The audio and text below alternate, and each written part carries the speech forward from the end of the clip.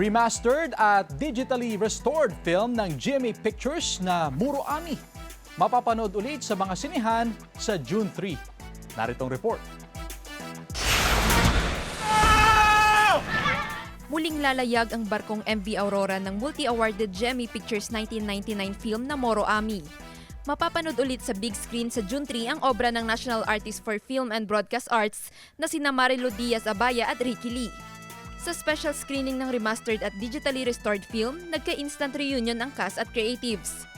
Present sa screening ng Muro Ami ang ilang Kapuso executives, sa pangunguna ni GMA Senior Vice President for Public Affairs at Executive Vice President for GMA Pictures Nessa Baldillion. Ang Muro Ami ay pamamaraan sa pangingisda na ginagamitan ng mga bato o bakal sa pagpukpok ng coral reef para lumabas ang mga isda. Hinuhuli ang mga nabulabog na isda at iba pang lamang dagat gamit ang malaking lambat. Ayon sa cast, mainam na ipalabas muli ang pelikula para mapanood ng nakababatang henerasyon, lalo't tumatalakay ito sa mga isyu ng lipunan.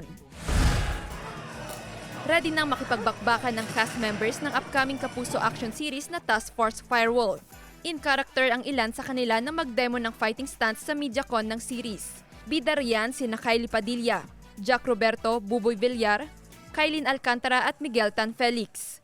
Ikinuwento nila ang bawat misyon ng kanilang mga karakter na dapat abangan ng mga kapuso sa Lunes, May 25 sa GMA Prime. Jewel Fernandez, One North Central Luzon.